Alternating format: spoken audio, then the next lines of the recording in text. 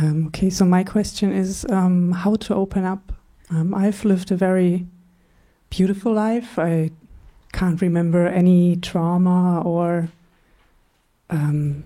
things that have kind of affected me very negatively. I've always been kind of processing them very well. And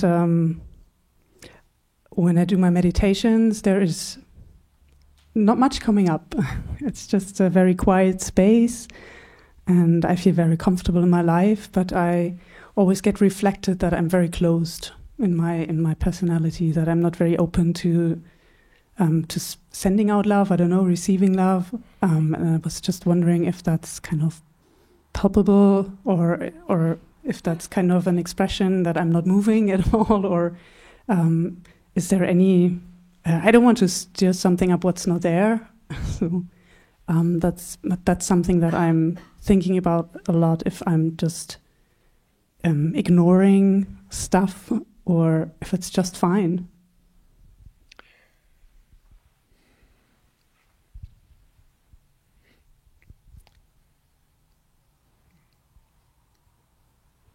So what I hear is that it's something that you said others reflect to you back, right? And others, presumably those who know you to some degree, right?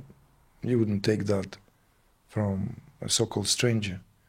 It has to come from someone who spends some time with you, knows you. Do you think that is true? How do you feel about yourself? How do you feel? Is that being a certain, let's say, projection, which we are very good at in any case? The important thing here is that before we go into this inquiry, I want to reflect that back to you, because you're asking me, it's almost like you're asking me, is there anything wrong with me? Because everything is fine, but some others say that you're good, but you're not opened enough. So there's a lot to delve here, but I don't want us to just go hypothetically. It has to be relevant to you. Inquiry is coming from you. So what do you feel yourself? Do you feel you are opened enough? Do you feel you are?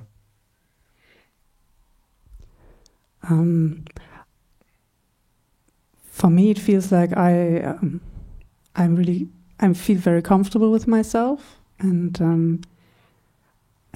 I have a very different perspective on life than a lot of people around me. So I don't have those emotional ups and downs, because I don't know.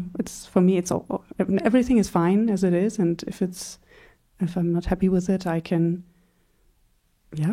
see what I can do with it and move on. So I don't leave any open stuff behind me, kind of. And I'm not sure if it's because they can't connect to me with this kind of thinking, or if it's that I'm blocking something and not getting into those emotions, that I don't want to experience them, or I don't know. Are you? Sometimes I would like to be more like... I do experience emotions very, very deeply, but more in like an introspective way for myself, and not very outgoing. So you don't really see when I'm happy about something, because I'm just very happy inside.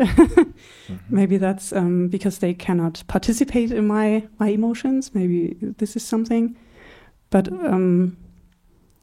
and maybe that has kind of closed me up, because I always had to kind of how you say that, explain what I'm thinking, explain what I'm feeling, because they can't see it. And then I felt kind of defensive and closed. I really did close up, but now I'm not really sure how to reopen and be kind of okay with that people don't understand my way of being.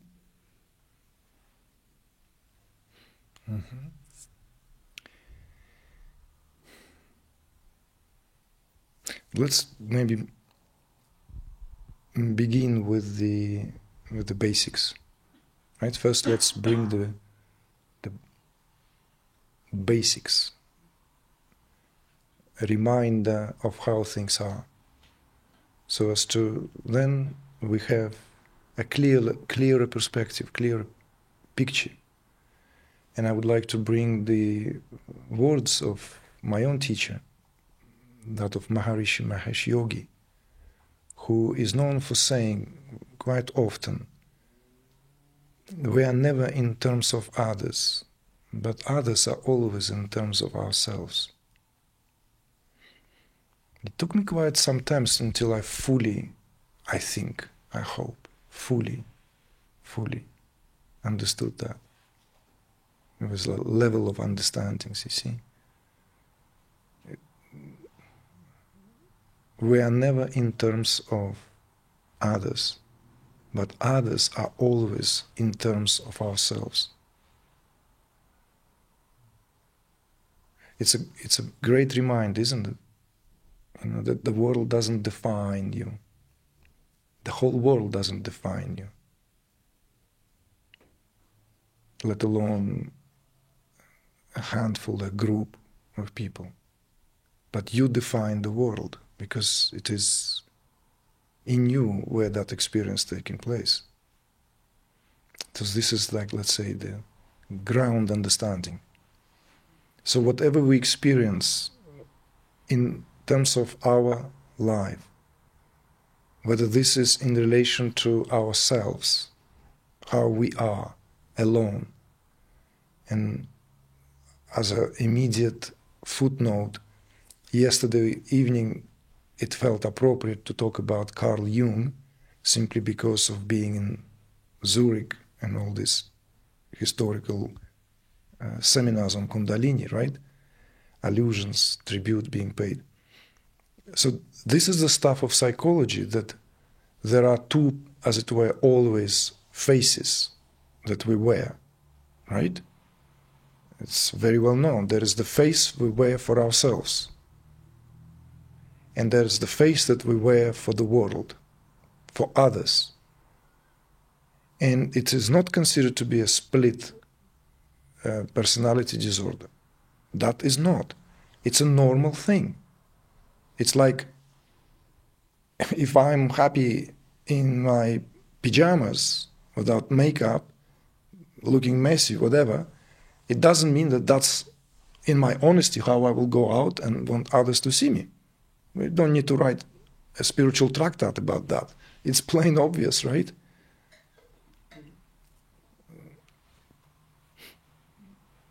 So there is this two faces. The face that is internal, that we and only we, you and only you look at, you and only you know. And guess what? No one has access to that face. No one. It's a reality of life. All these twin flames, what else? Soulmates. These are romantic New Age ideas. In fact, we should go deeper. And remember Plato. He wrote beautifully. He revived ancient Greek myth. The ancient Greek myth where human beings were different. They were very powerful at some point. And Zeus got very, very offended. He was like, my God, these are creatures to be reckoned with. And he split every human being in two. So they are forever are locked into that whole game, into that whole circus, whole theater of life, looking for each other, looking for another half that was severed. It's in Greek myth. It's like, you can look it up.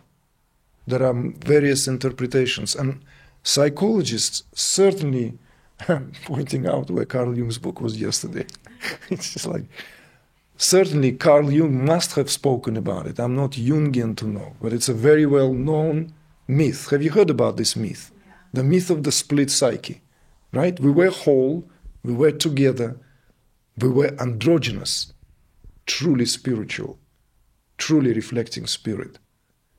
And then suddenly, the order can be here shaken, the heavenly order of Olympus. Boom. So now everyone is forever in that search to complete themselves.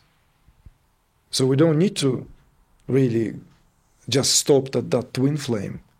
According to that myth, all of us are split until there is the sublimation takes place. So this face that we and only we know, you and only you know, and it is not available and will never be available to anyone, no matter the degree of intimacy. It's also called psychological maturity. It's waking up and growing up. Because when that happens, guess what? Expectations of us being enough for others and others being enough for ourselves also subside. This is a dawn of freedom. A dawn of freedom, because we like to be hijacking each other constantly.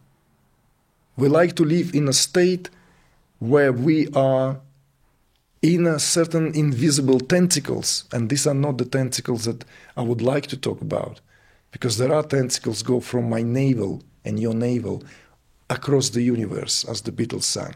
Remember that song? Oh, gosh. Across the universe. Huh? Yeah. I can't sing like that. It's like someone was says, it's John Lennon, McCartney, but really it's mostly John Lennon, you know. Beautiful song. Homework, please, someone share with the group across the universe. Jai Guru Deva Om. It's like it's that song, the Beatles. So across the universe, these tentacles goes, you see? From the navel, from here, we are connected, all connected. But these are different tentacles. They're more like hooks, scaffolding. We are like, you can call it a hall of mirror. We are reflecting in each other, you see? But this is not the way we are truly connected. This is the superficial state of affairs when we try to locate and lock each other into this kind of shapes of conformity. It's a stuff that in itself is, if you will, the area of that creative tension. Why all artists have to go through dark phases of pure existential quest. Like every artist you take, first what artist does? Tell me, what artist does? Extricate herself, himself from everyone else. That's what artist does. He must, she must. How else can you create? You can't create in a group. Only Andy Warhol created in a group. You can have studio like he had. Factory it was called in New York. That's not creativity. It's not real creativity. It's something else. It's playing with a lot of stuff. But even to come up with something like the factory, he must have spent a lot of time alone. Alone, this ugly kid, insecure.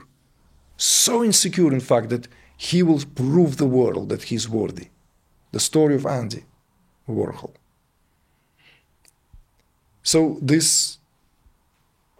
story of every artist is first to juxtapose themselves against group, society. You see? Before you can, of course, birds of feather, that's the next stage. Birds of feather. You find your own kind, your own kindred spirits to flock together. But this is also very well known. Very well known. It is required. For sanity is required. If we are constantly in that kind of social circus, social circuit, and now the danger of it is much greater because it has a total additional layer added through this proliferation of that. You know, maybe this is the third phase is being created, God knows. But then that second phase to the world that we project, that we consciously try to project, mostly consciously, because we want to be seen in a certain way, the way we dress, the way we appear, the way we are, in every way. It doesn't matter how, what went into the background or in terms of our upbringing. This is secondary. There is this element, justifiable, legitimate way of how we want to be seen. It's a legitimate way of how we express ourselves. So the true spiritual work really comprises appeasing this as much as possible.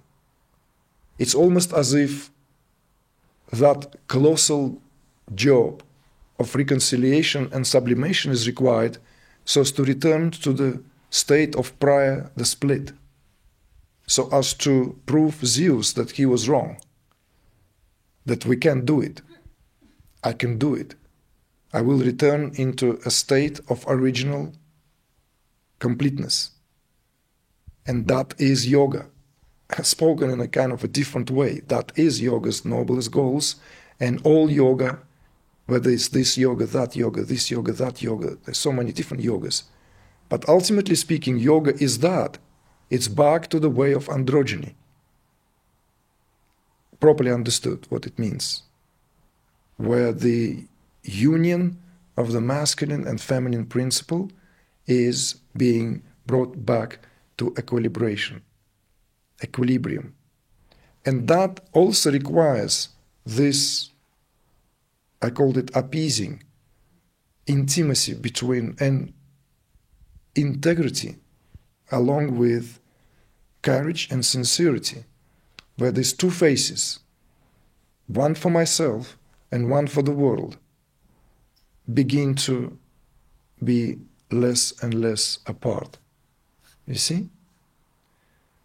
We could even say that people who are truly authentic and have the courage to reach that authenticity are those who have brought these two faces as close together as possible.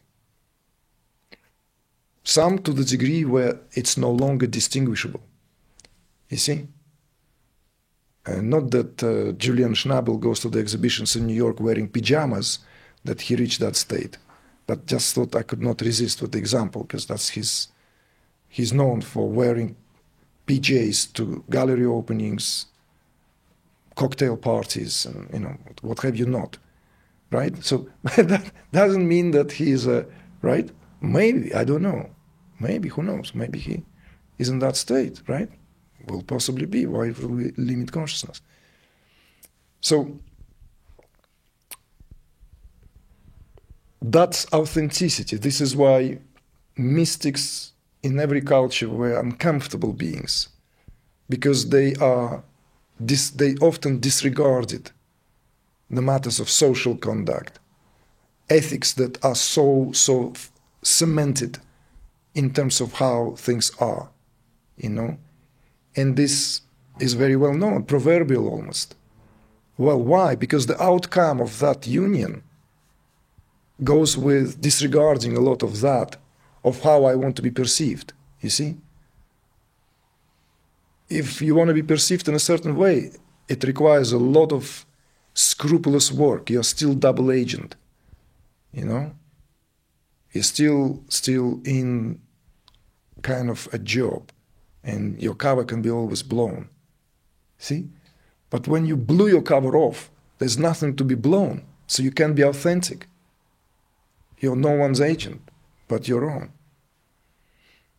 So this is going back now, and of course you're welcome to take anything that is being shared here.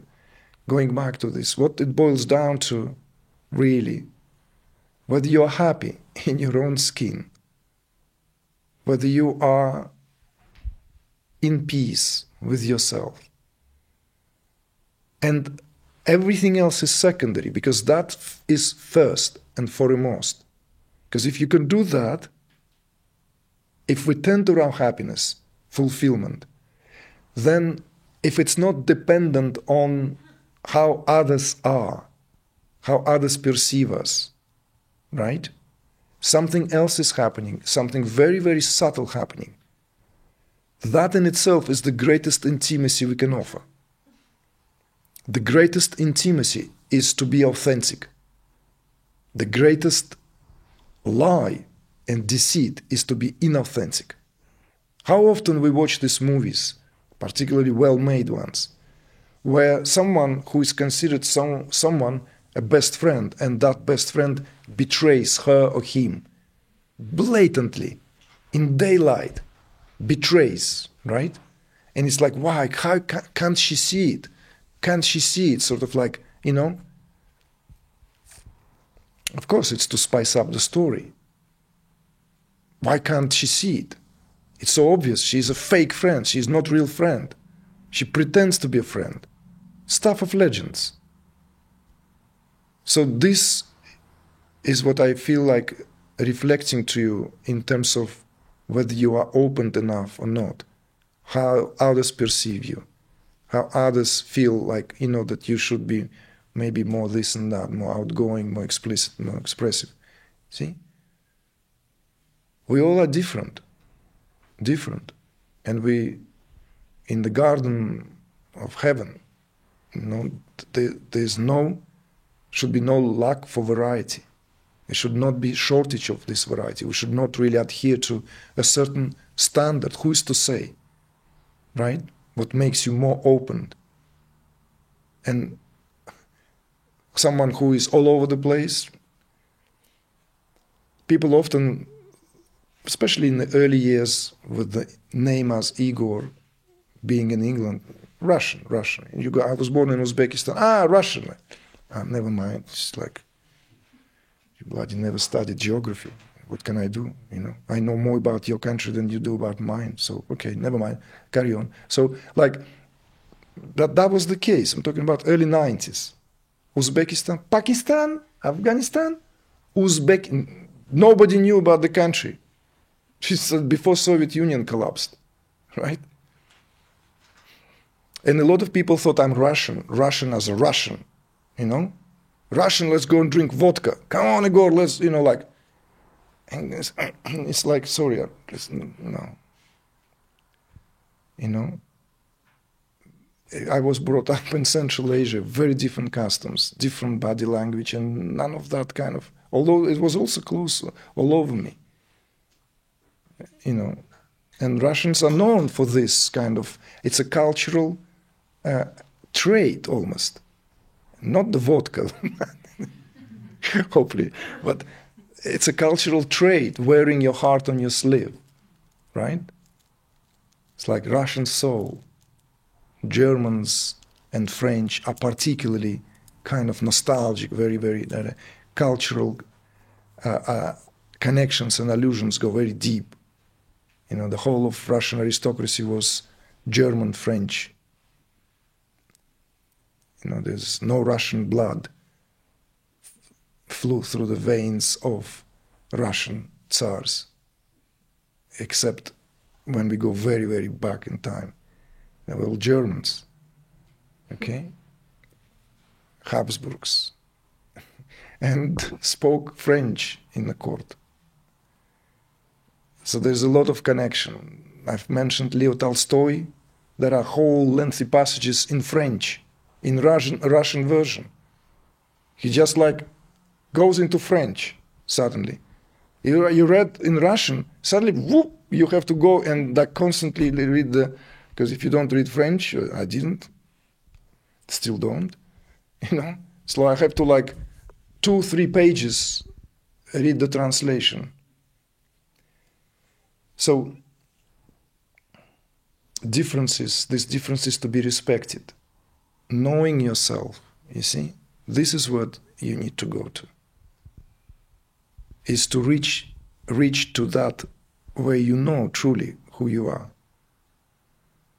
And everything else comes from there. You're not here to adhere to how others want to see you. Therefore, I ask you, how do you feel about yourself? That's what's important. It may sound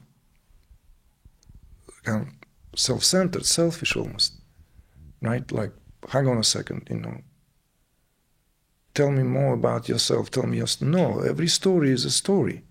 We all have stories, we all have people. None of us live on an island, nobody climbed down from the cave. Everyone is coming from some household, some connection. So it's what unites us. So, like, when I speak to you like that, I don't feel any boundary whatsoever. None, zero. You see? Why is that? Am I connected to you or you're not connected to me? Tell me. I feel very comfortable in your presence, and I'm very attentive to what you're saying, so maybe that opens it. Voila. Exactly. So, exactly. So,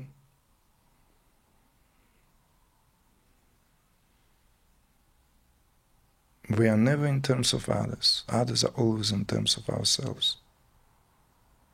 So, let us be enough as we are.